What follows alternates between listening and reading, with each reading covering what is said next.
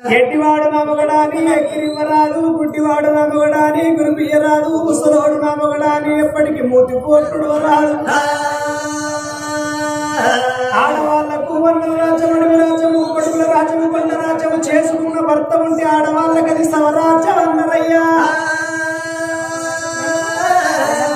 వెనకటి కాలం లోపల ఆడవాళ్ళు మహాపతివ్రతలు ఏమి చేసేది? పొద్దుగాలనేవంగానే భర్త పక్కలకి వెళ్ళి లేవంగా భర్త రెండుగా నొక్కి మంగళసూత్రాన్ని కళ్ళకద్దుకొని చీమిడి గట్ట చేత పట్టుకొని చేసుకొని అందంగా పనులు చేసుకున్నారు. వెనకటి నా బంగారు తల్లులు.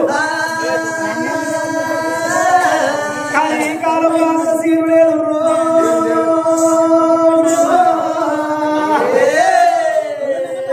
ఇప్పటి కొందరు బంగారు తల్లులు ఏమి చేస్తున్నారు? లేచేది లేవంగా నేనేంది విని కాళ్ళు ఒప్పుడేందా అని లేచేది లేవంగా పక్కనున్న భర్తను కాలుతోడి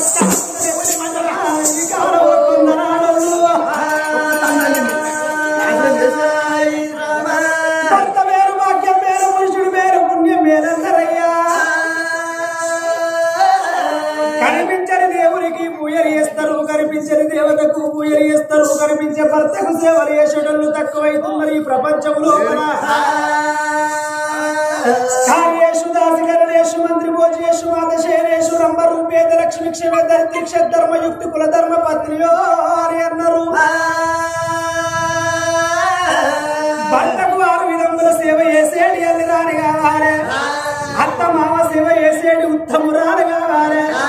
అందుకొరకే ఎనకని పెద్దలు ఏమన్నారయ్యా? ఏ పొద్దు క్షేమము కోరేది ఆడది, ఏ పొద్దు క్షేమము కోరేది ఆడది, ఏమి లేదని అంటే ఎడిచేది కాడది.